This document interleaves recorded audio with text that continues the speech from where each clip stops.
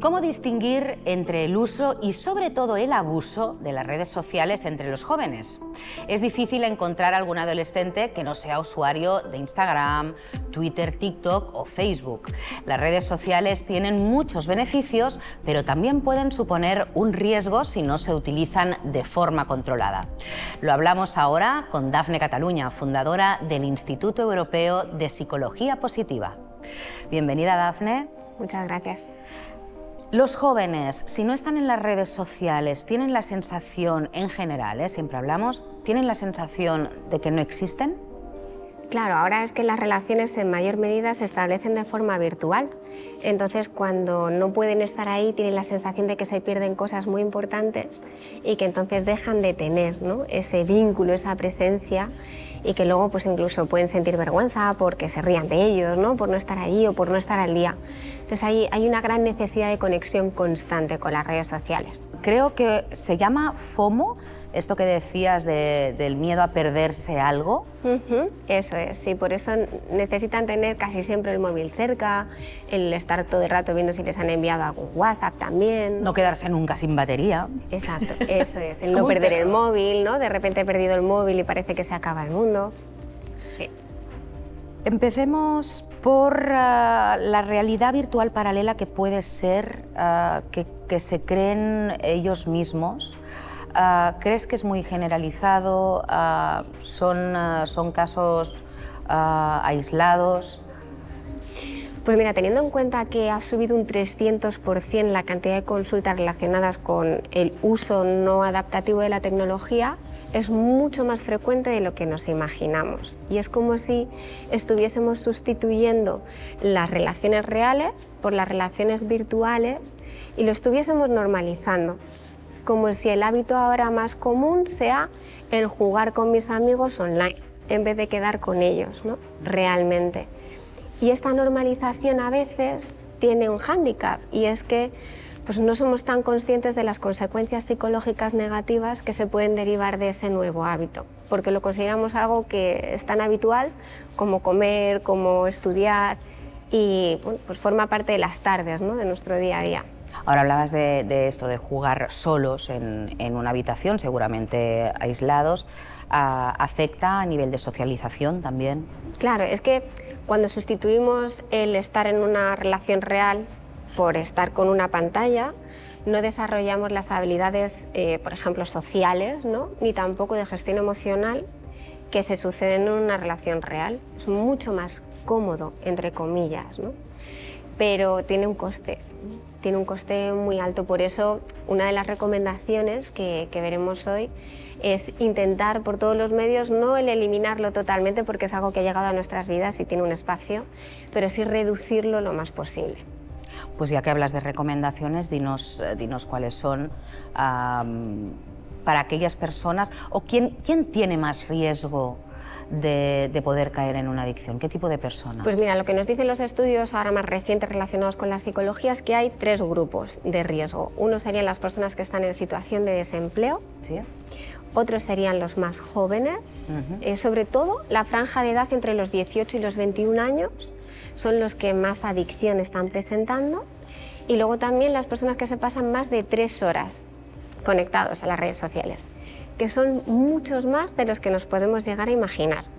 Y las consecuencias psicológicas que se derivan sobre todo en esos grupos tienen que ver mucho con tener más problemas de ansiedad, ¿vale? Tienen como más sensación de inquietud, ¿sabes?, de inseguridad, duermen peor, ¿no? También tienen más probabilidad de tener depresión, pues sensaciones de tristeza, de no tener ganas de hacer las cosas que antes sí que le apetecían, o de tener sensaciones de soledad, ¿no?, por ejemplo. Y otra problemática que se está observando mucho tiene que ver con la autoestima. Y es que sobre todo en las chicas más jóvenes se está viendo que les afecta y tienen una autoestima más baja. De hecho, bueno, ha salido hace poquito una noticia en The Wall Street Journal donde decían que habían sacado a la luz entrevistas con empleados de Instagram y de Facebook, y donde sus propios estudios indicaban que cuando las adolescentes estaban en Instagram, justo después un tercio de ellas decía que se sentía peor con su propio cuerpo, con su propia imagen corporal, ¿no? Así que afecta y mucho.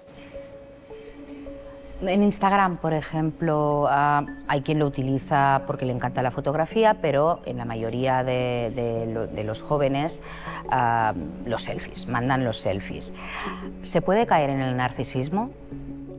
Depende un poco de cómo definamos el narcisismo, ¿no? En psicología el narcisismo tiene que ver con que yo engrandezco mi propio yo, ¿no? Y me creo que soy superior a los demás.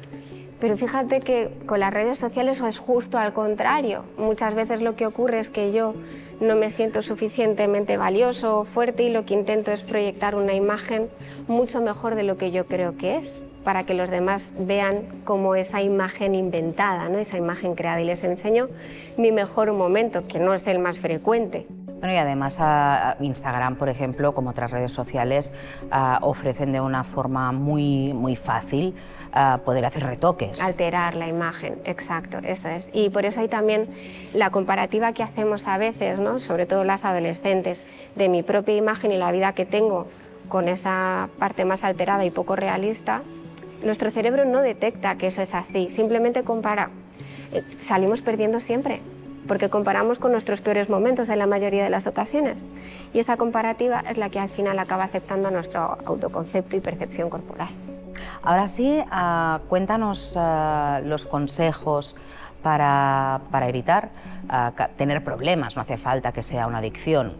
Puede ser que simplemente... Para vincularnos de forma más saludable con la tecnología, porque este es un poco el mensaje, que es algo que podemos poner en marcha a todos, que no solo está destinado a gente que experimente cierto malestar, y cualquier persona se puede ver beneficiada de estas 3 pautas que son muy sencillas. Y la primera sería que menos siempre es mejor con las redes sociales. Y de verdad es así, es lo que nos dicen los estudios. Contra menos las usemos, mejor. ¿Cómo podemos trasladar esto a nuestro día a día? Pues si somos adultos, podemos instalarnos una aplicación en el móvil que mida cuánto tiempo nos estamos en cada aplicación. Nos va a sorprender, muy probablemente. Y desde ahí, pues ver qué compromiso cogemos de cuánto queremos estar realmente. Y cuando son menores, no les podemos dar este poder porque ellos neurológicamente no tienen la capacidad, ¿no?, para manejar sus impulsos de la misma forma. Entonces va a hacer falta tener conversaciones con ellos donde concienciarles de las consecuencias reales que hay, incluso viendo casos reales, ¿vale? Y desde ahí intentar pautar, ¿vale?, una medida que nunca supere las 3 horas al día conectados a esas redes sociales. Otra de las pautas también tiene que ver con aprender a resistir el impulso de lo inmediato. Esta es la que más cuesta. Y cuesta porque las aplicaciones están hechas por ingenieros muy inteligentes, muy formados en psicología, que las han hecho para atrapar nuestra atención el mayor tiempo posible. Entonces, ¿qué trucos podemos usar para que no nos atrapen? Pues uno muy sencillo es quitarnos las notificaciones del móvil, ¿vale?, para que no sea el propio móvil el que me diga cuándo tengo que acceder a él. Y otra es crear lo que se llaman las ventanas de acceso elegido. Yo, por ejemplo, con los pacientes deciden, pues imagínate, una vez por la mañana y una vez por la tarde. Decido la hora y cuánto tiempo me estoy. Incluso si veo que me cuesta, que al final me meto y me ha pasado 2 horas, ponerme una alarma en el móvil. Si he decidido 20 minutos, que suene a los 20 minutos y en ese momento lo dejo. Porque de esa forma soy yo quien elijo cuánto tiempo estoy, ¿no? Y la última es priorizar lo real sobre lo virtual. Y es que los estudios en psicología y felicidad nos dicen que donde más felices nos sentimos es pasando tiempo con nuestra familia y con nuestros amigos, con la gente que queremos. Pero no es lo mismo, la misma experiencia cuando hay una pantalla de por medio, como decíamos antes, ¿no?, con los juegos virtuales, por ejemplo, o cuando estás llamando a tu amigo que tienes 2 calles más abajo, a un familiar que tienes muy cerquita. Pues aunque sea un esfuerzo adicional, si queremos de verdad sentirnos mejor y tener más momentos felices, es importante que sean reales, que sean presenciales. Brevemente, tú que llevas un instituto y haces cursos, muchas variedades de psicología, ¿crees que el mindfulness o la meditación puede ser útil también para los jóvenes? Y la utilizamos muchísimo en consulta, porque lo primero que nos permite es ser mucho más conscientes de qué emociones estamos experimentando cuando estamos en esas redes sociales, ¿no? Y ver cómo, por ejemplo, a veces las utilizamos para calmar sensaciones desagradables, cuando me siento solo, cuando me siento irritado o cuando estoy aburrido, ¿no?, que es muy frecuente. Y cómo creemos que cuando usamos esos portales de acceso a más personas nos calman esa sensación.